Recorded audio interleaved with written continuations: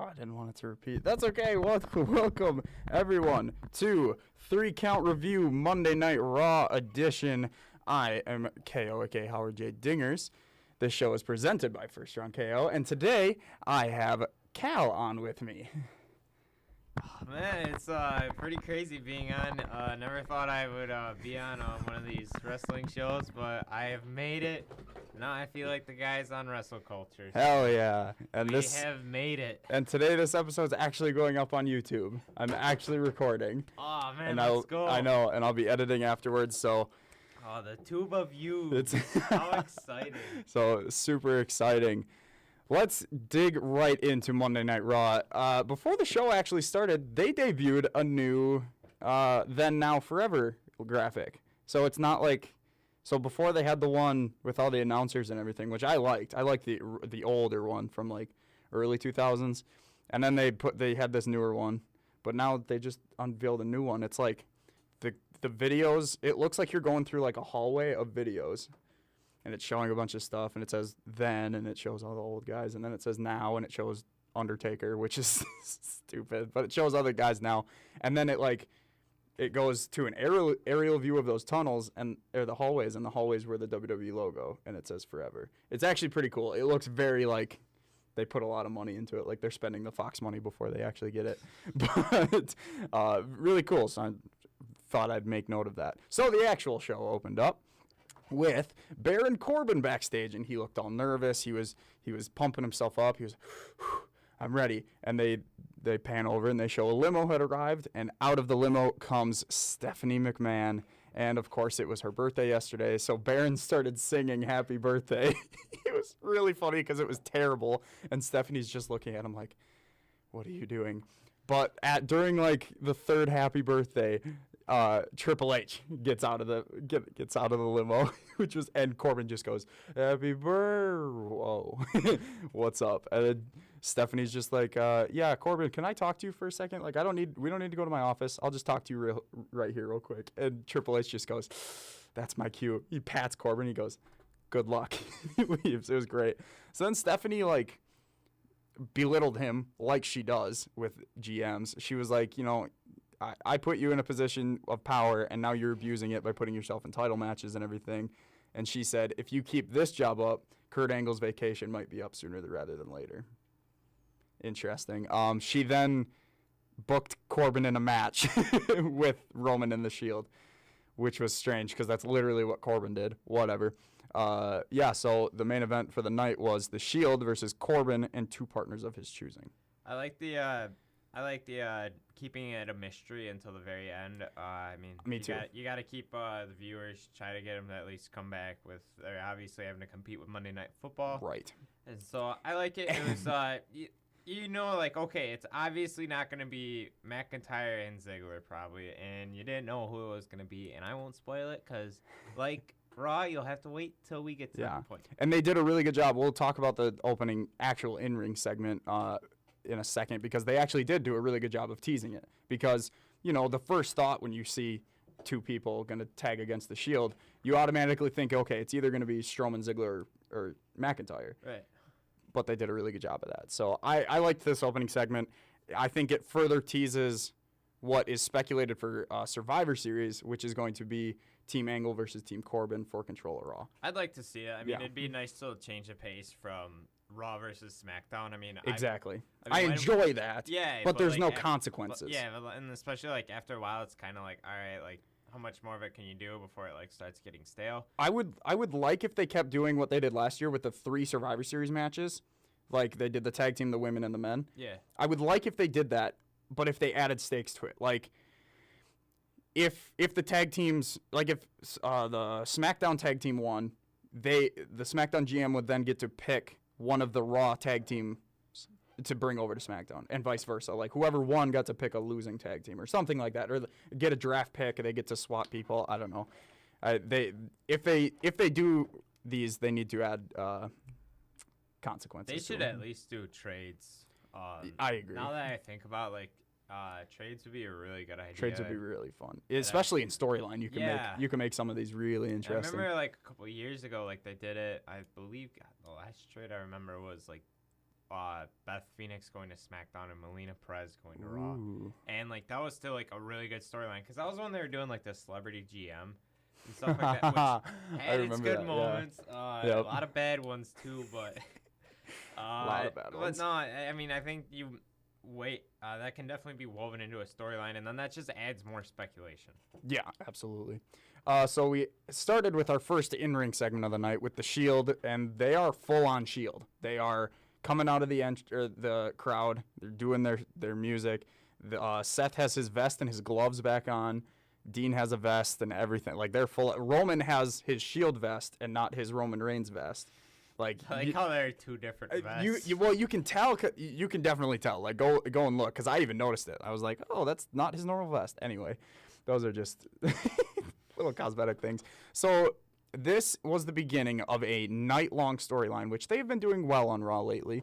But this week in particular was amazing. It was a show-long story of Dean Ambrose. So basically, the Shield cut a promo saying how they're the workhorses of WWE because we wrestle every week, we're here all the time, blah, blah, blah, and we have the championships, in which Roman said, like, here's our resumes, and he held up the Universal, Seth held up the IC championship, and Dean stood in the background, and he had a very, very good, Dean's a great actor. He just had a really, like, oh, I don't have a title, interesting type of face. They were planting the seeds perfectly. So out comes Corbin, because they called out Corbin. They were like, "Whoa, we'll beat you up right now." Corbin comes out and he's like, "No, don't worry. We're gonna save that for the end of the show. But you guys don't have any friends backstage, so this should be easy for me to find some partners." That brings out Braun Strowman, Ziggler, and McIntyre. I call them McDolphman. Apparently, I think they're actually called the Dogs of War. That's not a good. It's terrible. No.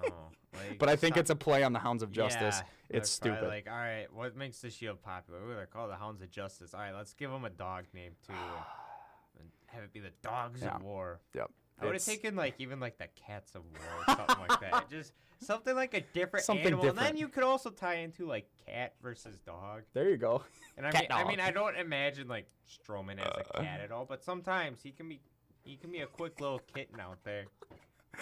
So yeah, this brings out the trio, and this is where the storyline started. Like, obviously Ambrose had the look before, but Ziggler and Strowman said something dumb about Super Showdown. He was the one that plugged Super Showdown because that's next weekend. But then Ziggler grabbed the mic and he said, "Ambrose, look, man, I was on SmackDown 2 years ago. I saw you be the workhorse without these two. You beat these two in a triple threat match, and then you ran SmackDown Live for like a couple months. And I was there. I saw you. You were the man. And now you're back with these guys, and what happened? Seth couldn't beat us two by himself, so he asked you to come. What did you get out of that? Nothing. Roman was about to get cashed in on by Braun Strowman. He asked you to come help you out. What did you get out of that? Nothing. These two have championships now, and you have nothing. They're using you." Great storyline, because it's all true. It's great heel work, because it's twisting the story. Like, it's all true stuff, but it's twisting it in a bad light. It's beautiful work by Ziggler.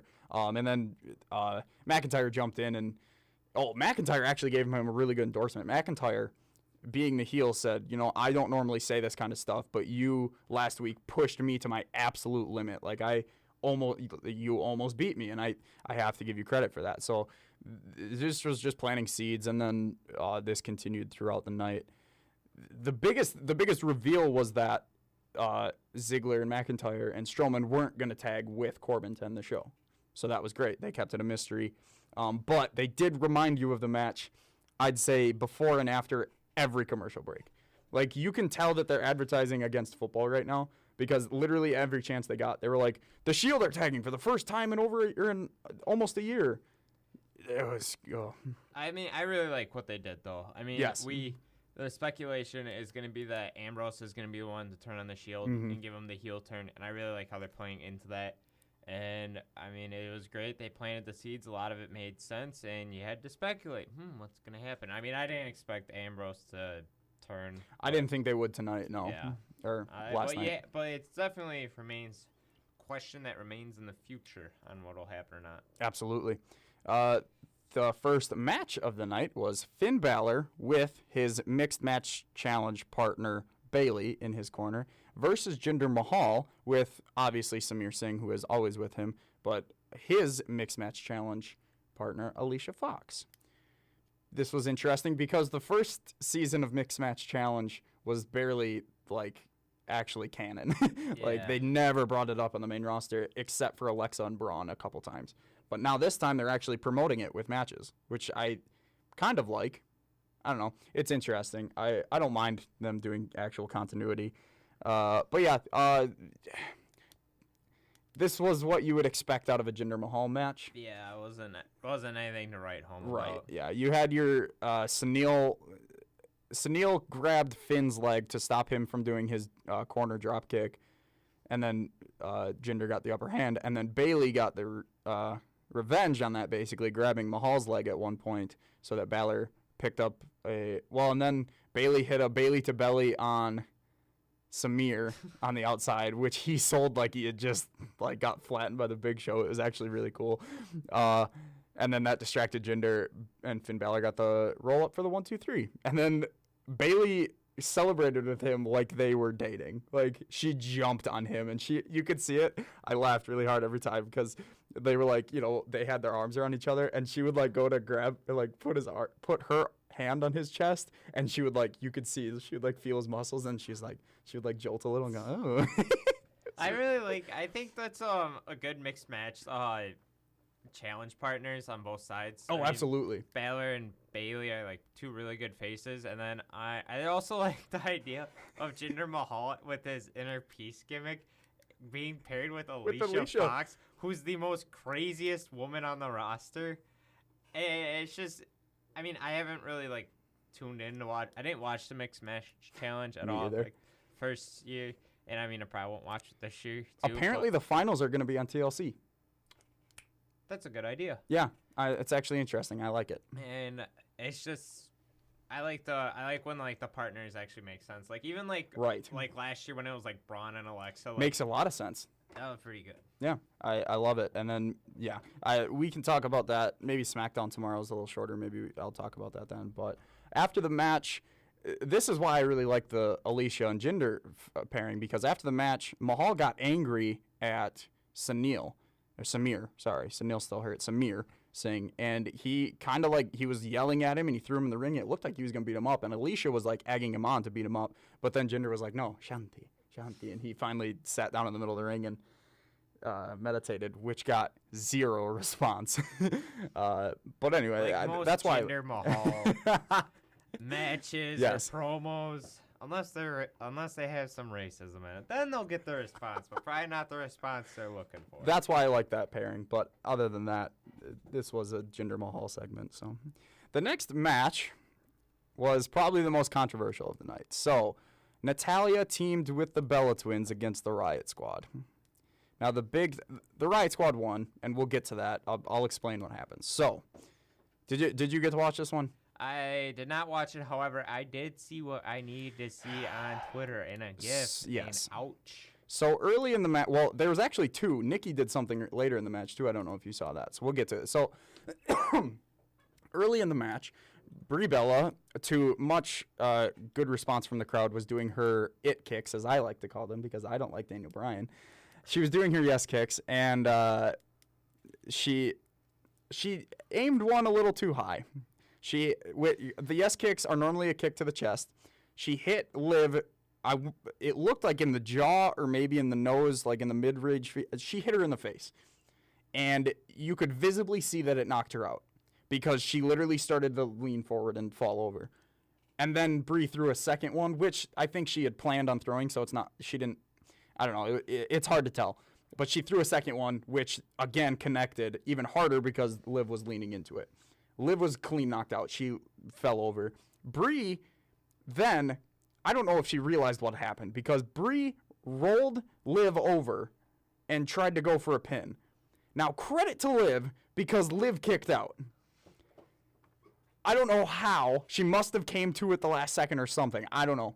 But then I think someone dragged Liv to the corner or something, and Ruby made a blind tag. Ruby Riott figured it out. She made a blind tag to Liv, and she came in. Sarah Logan then dragged Liv out of the ring, and the camera panned over and did not show their corner anymore. You could only see the Bella's corner and what was happening in the ring. And then eventually they came to what was a triple suplex spot.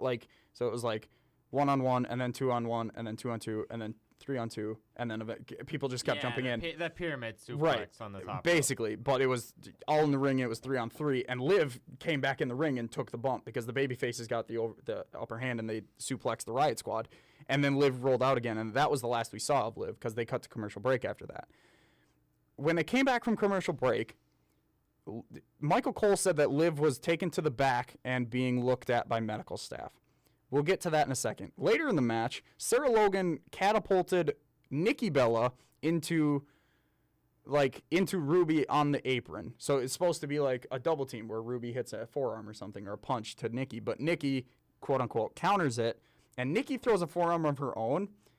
Nikki legitimately clocked Ruby with it, like a legit forearm to the head, and Ruby, you can tell because she goes like, what the, and then she goes in the ring and like legitimately kicks Nikki. You can see that she was upset about it. So Bella Twin's not looking good.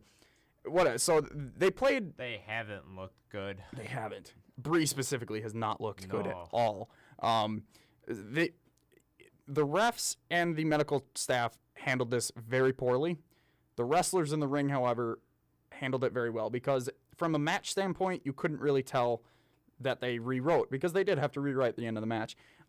It ended up with Ruby Riott hitting a Riot kick for the win on Natalya, and they won basically 2-on-3, which was also strange. But I'm sure they were scheduled to get the win, so I don't think they would have rewrote that. But the interesting part was that they showed the Riot Squad celebrating, and Liv was still ringside. She was kind of in the corner by like the ring announcers and the ring bell and everything. She was laying on the ground next to the barricade. So she was not.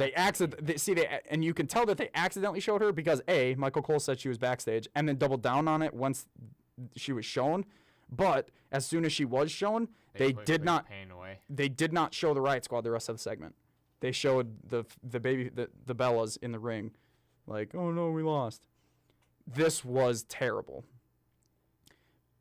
This was just bad. It was handled terribly. The ref should have stopped. It should have threw up an X. Should have stopped the match. Something. The doctor should have come out, told someone in a headset to do. This was terrible. It was poorly handled all around. Well, I mean, it's just kind of hard with like the injuries going on because like you don't know really like.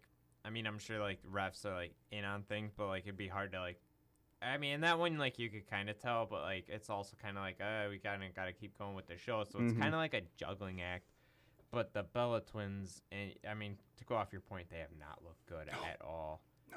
Nikki, I don't know. Nikki's decent. And they have improved since they actually returned, but it's such a low bar because they were terrible when they were first here anyway. Yeah, and I mean, it's just, I feel like I don't want to be like that guy, but like, if Nikki wasn't like engaged to like John. If they didn't have the reality TV show, they wouldn't be pushed like this. No, and it's some point someone's gonna get hurt, especially with Brie. I said this when they first came back. You can actually, I can actually appreciate the female wrestlers on the currently on the roster a lot more since Nikki and Brie have come back because you can just see how good they are compared to Nikki and Brie. It's just I think we take the female wrestlers for granted compared to what we used to have. Well, you know what? I do, judging off this match, though, I do hope that at some point Ruby Riott gets pushed. I do, too. I think she deserves it. She's really good in the ring. Especially, like, you could build up the Riot Squad to, like, more than what they are. Be a female Shield, honestly. It could do it. Because Sarah Logan's really good, too. I like her, too.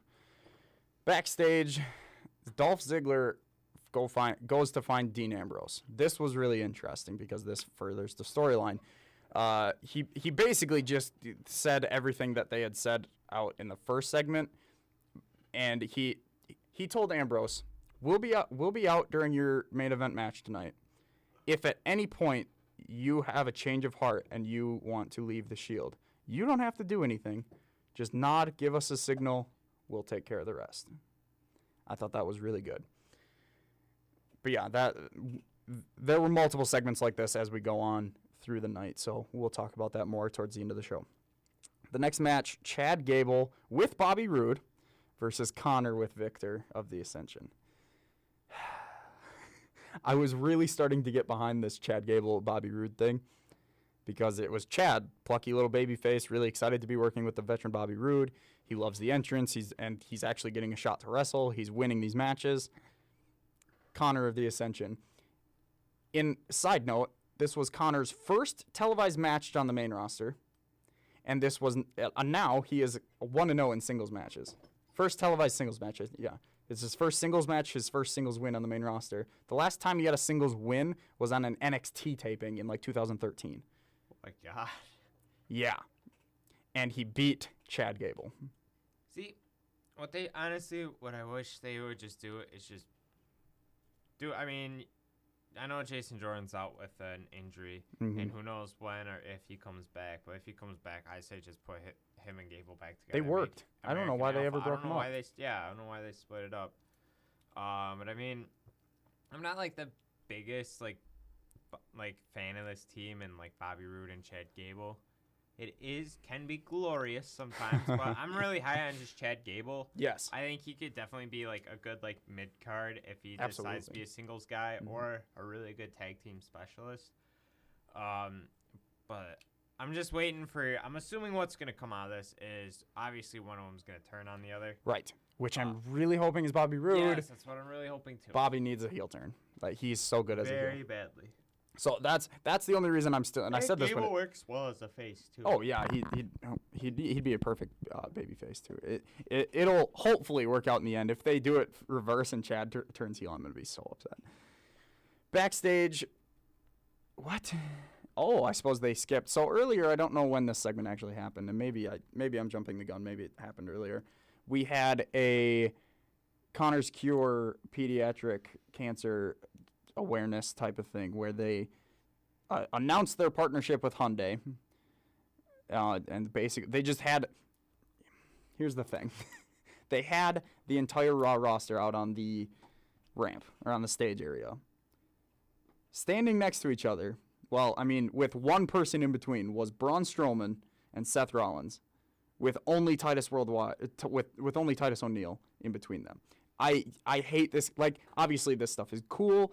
They gave two kids battling through this stuff. They gave them championship belts. They gave them an opportunity to kind of live a dream.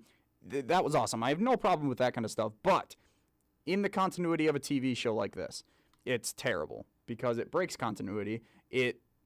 It's literally like in the middle of a movie, like in the middle of like Infinity War. If they just stopped and Robert Downey Jr. and Chris Evans was just like, just kidding, I'm not these people. I'm an actual actor and I'm supporting some. It's just. Would it have been better if it would have been done in the beginning? Yes, of the show? Absolutely.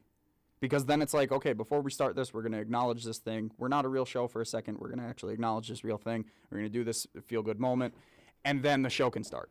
I don't like them breaking in the middle. Yeah, absolutely, it would have been better at the beginning. See, what I liked the segment a lot too. I mean, it was like good for yeah, it's great and heartwarming. But like, and it's just weird, like when they have Stephanie McMahon and Triple H do the announcement because they're the evil authority. Exactly. Figure. And like, I feel like they could have had like someone that's like just an over baby face, like especially because to begin like the show, Titus O'Neil, I feel like to begin the show, they had Stephanie berating Corbin. Because it's like, and you know what? I just realized this segment happened right before the Chad Gable match, because I thought it was funny, and Wrestle Talk pointed this out too, that it was Connor's Cure, and then Connor of the Ascension gets the victory. The bad guy beats up. Yeah, it was the little. I guess you could say Chad Gable. Connor found a cure. Oh man, it was just I don't like it because Stephanie was a heel and then she was face for this, and it just. I don't like it. Continuity needs to be a thing, and it's not. And so then, again, after this match, we had Triple H and Stephanie leaving because we did our promoting. We're leaving now. They were leaving in their limo, and I'm trying to think of the backstage announcer. Yeah, Caruso? Yeah. Charlie Caruso. She tried to interview Triple H, and she asked him about the match, and Triple H cut his normal... You know, I won't be wearing my suit in the ring. We won't be fighting in a board. It was a good promo. I liked it. It was short, sweet, to the point. The best line was him saying, because Undertaker said something about taking Triple H's soul. He said, Good luck taking my soul. I sold that a long time ago. That was a great line. I love it. This match has been built better than most matches on the main roster this year. Yeah, I mean, and like they really didn't plant the seeds for it until like a little bit ago. And, like they kind of made some hints, but it was still like kind of like down the road. And now like they're really getting aggressive at it with putting guys in corners or just having guys come out for promos. And one thing that WWE is so good at is their pre-made packages. Oh, absolutely. For their feuds. Any feud. This one's going to be fantastic. I can't wait. I'm actually really excited. I'm actually going to be that weird person that wakes up at 4 a.m. to watch Super Showdown. I'm going to, just because I think it'll be fun, whatever. So next we had, by far, the best match on the show. Raw Tag Team Championship match. Ziggler and McIntyre defending against the Revival because the Revival never got their match because Ziggler and McIntyre beat them up. Did you get a chance to watch this match? I switched back at like the right time where action was breaking down. This match was really good, especially because it's heel versus heel, and they told that story throughout the match. So I thought that was really good. Basically, the Revival got a jobber entrance, meaning that their entrance was during the commercial break, and the champions came out first, which people know I just love.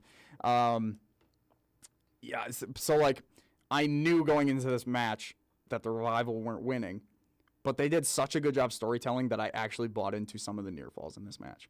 I really enjoyed it, and it was some continuity too because the Revival never got their championship match that they were owed, so they got their championship match. I wish they would have done something different where they were like, where the Revival were like, hey, we're demanding a championship match because you guys took it from us. Instead, it's just like, here's a championship match. It looks weird, but still, I'll take it for what it is. It was a really good match. Yeah, I mean, we've been waiting for Dash and Dawson to finally be pushed, and I'm glad that WWE at least put them in the title match with like big competitors. Yeah, and they made them look really good. And I mean, just Dash and Dawson are just a solid tag team. Mm-hmm. Like they're literally the definition of tag team wrestling, and I just really like what they do with a lot of their combinations. And I mean, it worked out pretty good. Like it looked like they're kind of looking a little bit at the end towards like a baby face. Mm-hmm. Possible seed planting for the Revival, like when they were like kind of like were throwing like their bodies on the line. Exactly. Yeah. I just really like the ending. Like when McIntyre came in, I like how the announcers played it up like too. Like, oh, here comes McIntyre, here comes the closer, and just all around just good match. Yeah, I loved it a lot, but I really like McIntyre and the Revival. I mean, that Claymore zigzag is such a good finisher. I love it so much. The next in-ring segment we had was Elias telling Denver that they don't deserve an Elias performance, which was perfect. I just love Elias so much. But they set up Kevin Owens, the Kevin Owens show stage, I guess, or whatever they do in the ring. They set it up so he could do the Kevin Owens show with Elias still in the ring. That was perfect. Those two are really good together. I love them both as heels. Owens says that they're going to beat Cena and Bobby at Super Showdown, of course. Weird that we haven't seen Cena. We've seen Undertaker and HBK, but we haven't seen John Cena, which just seems weird. Like he's just randomly put in there. I'm sure like you gotta get like all your big hitters out. Exactly. It's for ticket sales. Yeah, but it's like, it's just kind of weird. It's weird. I mean, like you have to worry with like what they did with the Greatest Royal Rumble. Where is it gonna be a glorified house show? I think so. Although this one maybe not. I think the crown jewel in Saudi will probably be again, but I think this one. There's some potential at Super Showdown. They also have way too many pay-per-views going on. Oh, that too. Absolutely. Which is, I think in their mind, they don't count those as pay-per-views. Yeah. But still, like I don't know, too many network specials. Let's see here. So yeah, Owens invited his quote-unquote guest for the Kevin Owens show. He invited out Leo Rush. I really like Leo Rush. He's been fantastic. 23-year-old piece of gold. That's such a good line. Such a good line. He came out and he stayed on the ramp because he was like, I'm not going to go sit in the That's ring smart. with you. That's smart. It's super smart. A lot of times WWE does it where they make the Exactly. faces look like idiots. Like, yeah, I'll go down And there. he even said it. He was like, I may be new to this show, but I wasn't born yesterday. You guys are just going to beat me up if I go there.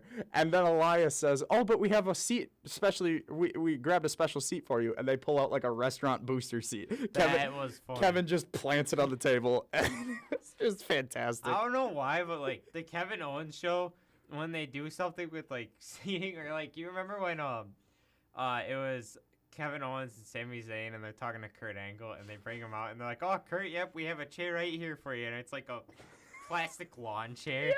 And like and they have like really nice chairs. And then yeah, I remember that. They gotta do. They need to do like I feel like segments more like that when they have like these really good talkers. I mean, if they do it a lot with Miz TV, the Kevin Owens show needs to be. It needs to be more regular. And I mean, like they do the Elias concerts, and I mean, like you buy in just because like there are some really good lines that come out, and it's fantastic. It's a nice little break from wrestling because a lot of times when like you know what to expect from a WWE match, and it's like a little different and a nice little change of pace. Yeah. Leo then brings out my man, Bobby Lashley, because Bobby has a scheduled match with Elias. And then this match, I have to say, Bobby initially, when he came out, he got a really big pop because he's from Denver. So he got a huge pop from the hometown crowd. And then during the match, too, he actually got really big pops. Like, he was actually very over in Denver, which is, I think, a good sign going forward for Bobby Lashley. I like the addition of Leo Rush. I really love the addition Getting of Leo. him on the mic. Just getting him a talker. Yeah. So that he doesn't have to talk. Also, he wasn't wearing his headband. That was very nice. I saw him wearing his hat, and he took it off at one point and put it back on. And I was like, does he have his headband like around his arm? Like, is he going to put it on? And then in the match, he didn't have it. See, if Bobby really Lashley turns heel, he could definitely use that headband to his advantage and get major heel heat. Yeah, he could. Like, if he puts it in, like, his knee brace or something, and, like, mid-match just comes No, out like and puts it on. the bell rings, and he's like, hold on. And he, like, takes it off. And, You know how Miz, like, when, that'd be for a perfect. while, when he would take off the sunglasses, Yes! and he would just, like, start waving at the crowd, just going, like, hang on. And let me then, take him off. Oh. oh, he could wear the headband down to the ring, and then just be like, And then, hang on. And then it takes it off. That'd be perfect. I love it. But yes, he wasn't wearing it, so I'm really happy about that because he looks stupid with it on. This match went too long. That's all I have to say about this. It went too long. Eventually, I'm not exactly sure how, but like Leo got involved with Kevin Owens. Kevin started chasing Leo around the ring while Elias and Bobby were on the outside of the ring. And Leo ran towards Elias and Bobby. Kevin was running too hard, I guess, and accidentally kneed Bobby Lashley in the face. I like that. Which was good, yeah, and then the ref called for the DQ. Like, I guess it was good. They kind of, quote-unquote, protect everyone. It makes Kevin look a little stupid, but that's fine. He's a heel, and they're trying to make whatever.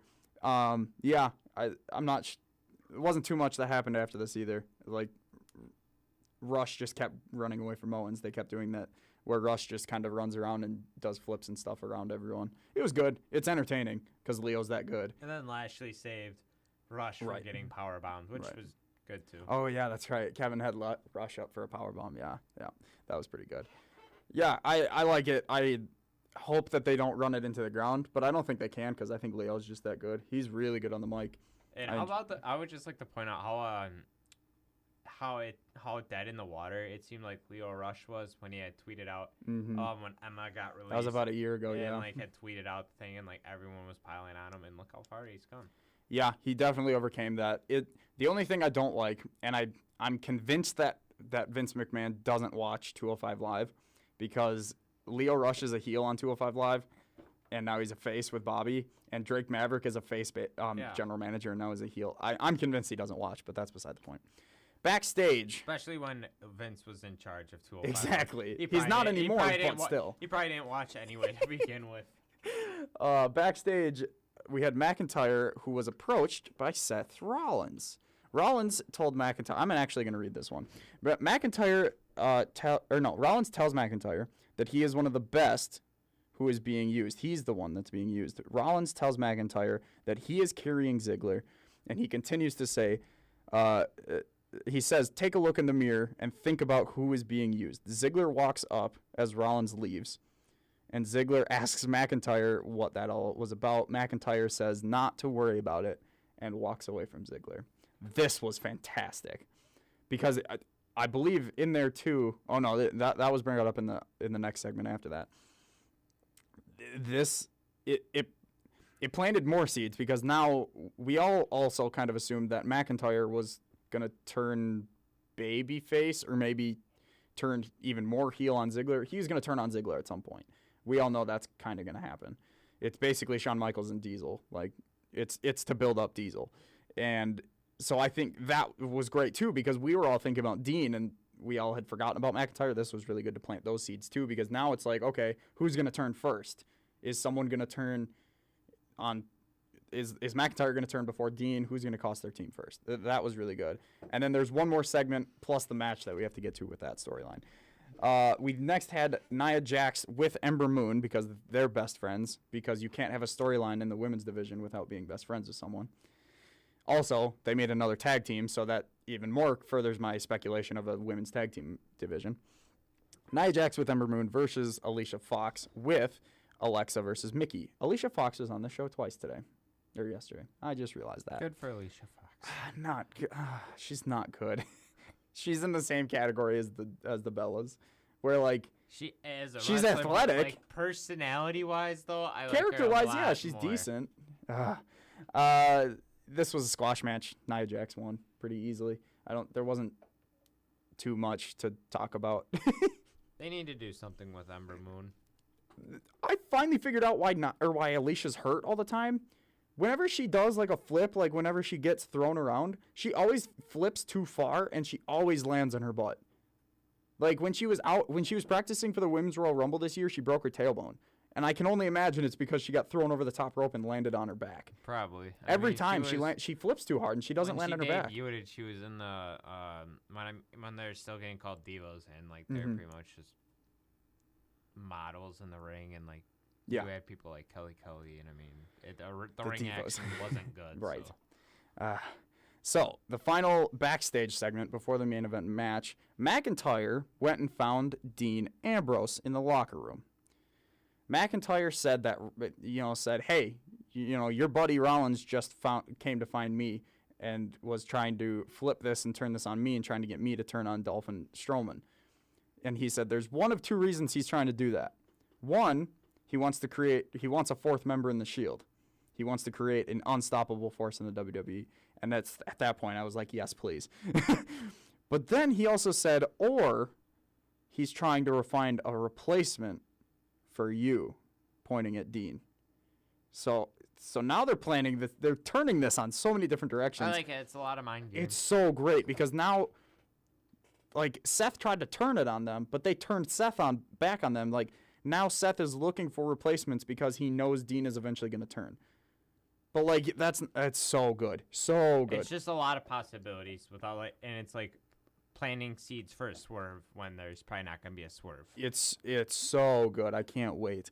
Oh, the best line of that too, right before McIntyre left, he goes, "You know what? But that's none of that's probably true. It's not like Rollins has ever turned his back on you guys or anything," and then left. And I was like, "Oh my God, that's right. Rollins was the one that broke out the Shield." Oh, this was great. So the Shield come out. They're showing off their titles, and Dean is standing awkwardly again. Come back from commercial break. Baron Corbin comes out, and he announces that his tag team partners, and I was so happy they chose them, the AOP, the Authors of Pain. This is great. This is fantastic. You, as the GM, you have to pick two opponents, or two partners to face these opponents. You pick the biggest and the most dominant tag team who should be the biggest and most dominant tag team on Raw. This was beautiful. And they're heels. It works out. I love it so much. And we got an amazing moment with Roman and Razor in the ring. Oh, so good. And also, too, like, it puts AOP in, like, the main event spotlight, which they deserve. It's just my problem with WWE is they struggle really. Well, I mean, one of my many problems with WWE is they fail to push NXT tag teams really good. They fail to push NXT stars. Recently, at least. I mean, yeah, pretty much anything. But like, name an NXT tag team that ended up becoming tag team champions. Like, not from, like, I mean, obviously, like, I was going to say, you could technically say the Shield. Technically Harper and Rowan. Yes, the Wyatts. But, like, yep. probably, like, when NXT was getting, like, really big, which I think was, Yeah, like, when Kevin Owens, Well, Neville you can go, there, right. Baylor, You go Ascension, Lucha Dragons. which they shouldn't have split up. I thought they were really good. Vaudevillains, Enzo and Cass. They're both gone now. Yeah, I mean, those are really the big... And then Authors of Pain, Sanity, the recent ones. The Revival. God, the Revival. I'm really glad DIY didn't come up now. Yeah. Wow. Yeah, Vince doesn't like tag teams. I think we can all agree on that. Overall, this wasn't the best of matches. It's a good 6-man match, mostly because of the Shield. Like, that's why they're so good. Because they're really good at tag. Like, obviously Seth and Dean are really good on their own, and Roman can hold his own. But those 3 are so good at 6-man tags. That's why they were so popular as the Shield. So this was a decent match.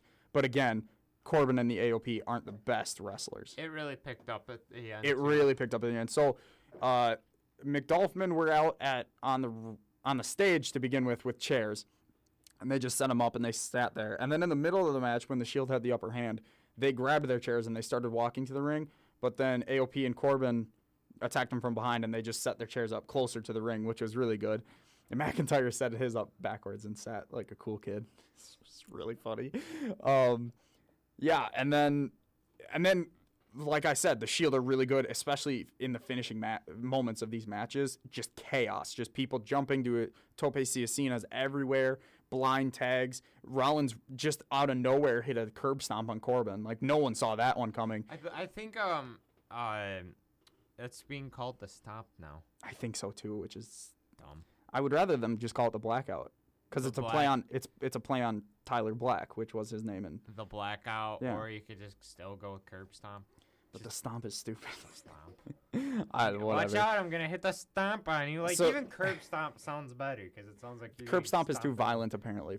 That's why it's stupid.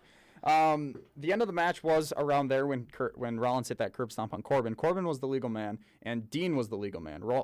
Rollins then did a tope suicida somewhere, and then Dean did some moves on Corbin, went into his corner. Roman blind tagged Dean, and Dean did his own tope suicida to take out one of the other Authors of Pain. Roman hit a spear on Corbin to win.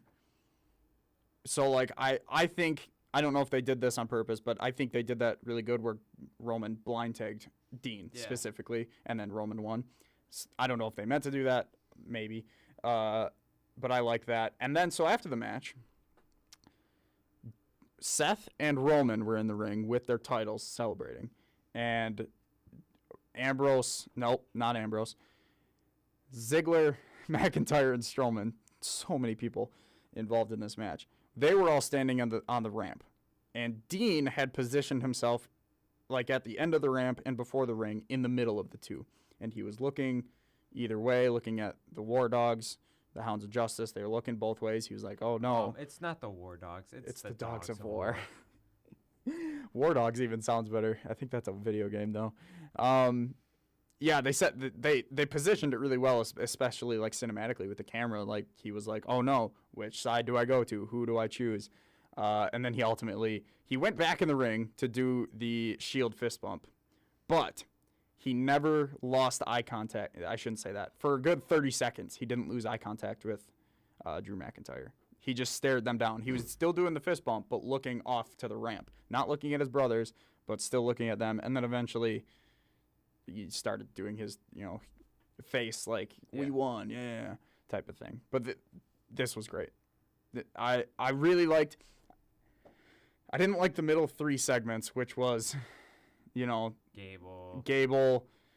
Alicia Fox, Nia Jax. Alicia Fox, and then... the Connor's Cure thing, I didn't like the segment. I'm trying to think. Basically, Bobby Lashley, Kevin Owens, or was that one okay? That one was okay. It was okay. Yeah, I enjoyed that one.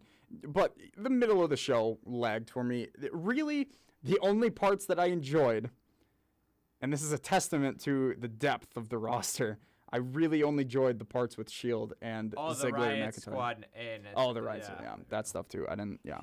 So I really only enjoyed the stuff with that either involved McIntyre and Ziggler or the Shield.